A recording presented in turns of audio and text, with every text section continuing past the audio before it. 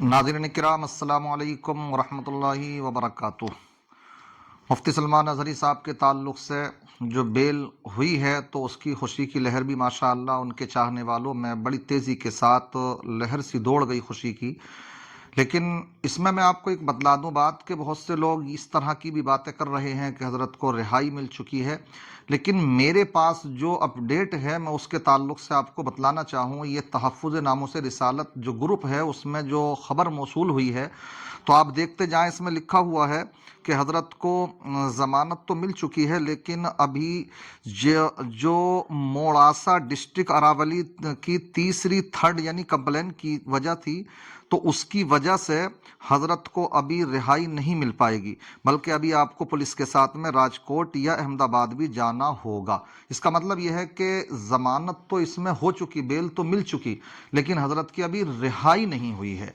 तो ये मैंने चाहा कि आप तक ये ख़बर मैं पहुंचा दूं ताकि आप हजरात सही ख़बर से सभी सही ख़बर आपको मिल सके। तो आप दुआ करें, अभी दुआओं की ज़रूरत है, लेकिन इंशाअल्लाह हौसला रखने की ज़रूरत है, परेशान ना हो। ये वक्ती तौर की परेशानी है, मैं तो यही कहूँगा ये वक्ती तौर की परेशानी है। और बल्कि यूँ भी कहा जाए कि अल्लाह तबारक व ताला हर किसी का इम्तिहान नहीं लेता। इम्तिहान उन्हीं का लिया जाता जो अल्लाह के मुकर्रब बंदे होते हैं, जिनके रुतबे हैं सिवा, उनके लिए सिवा मुश्किल है। इसलिए हज़रत अगर इस वक्त में आजमाइश के दौर से गुजर रहे हैं तो दुआ करें उनके हक़ में। अल्लाह तबारक व ताला हज़रत को इस्तिहकाम अता फ़रमाए, इस्तिकामत अता फ़रमाए, मजबूती अता फ़रमाए। और माशाअल्लाह सब लोगों की दुआएं उनके साथ में हैं। तो इंशाअल्लाह ये वक्ती तौर की परेशानी है, लेकिन बहुत जल्दी अभी हमारे दरमियान में हज़रत इंशाअल्लाह तमाम मुकदमात से, तमाम FIR से बाइज़्ज़त बरी होकर के भी आएंगे इंशाअल्लाह।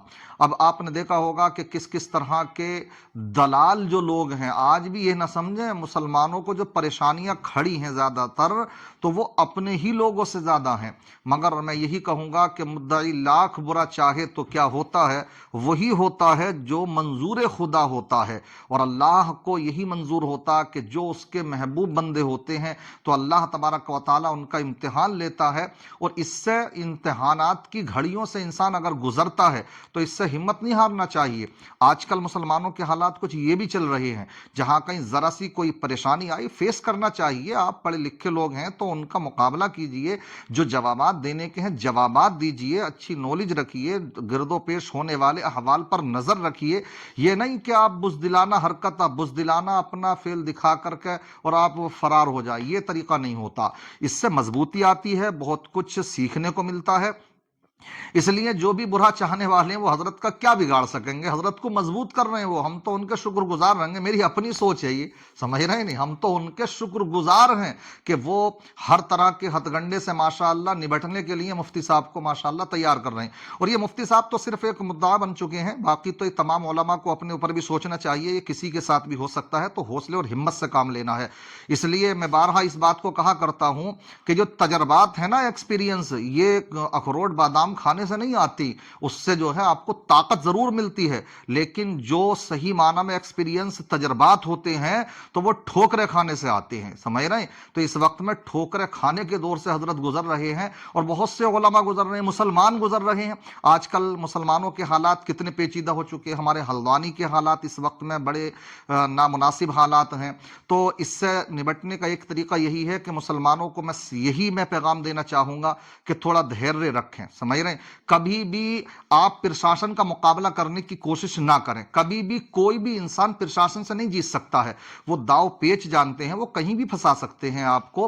आप अपनी लड़ाई अगर लड़ना चाहते हैं हुकूक की तो आप अपनी लड़ाई जो लड़िए तो वो कलम के जरिए से लड़िए। इसलिए कभी भी दंगाई ना बने, कभी भी आप एहतजाज के लिए ना निकले खामखा वाले। इसलिए अगर आपको लड़ाई लड़नी है तो कलम के जोर पर लड़नी होगी। इसलिए धैर्य रखें, वक्त इस वक्त में मुसलमानों के लिए बहुत नाजुक है। 24 का इलेक्शन तैयार है, सर पर है।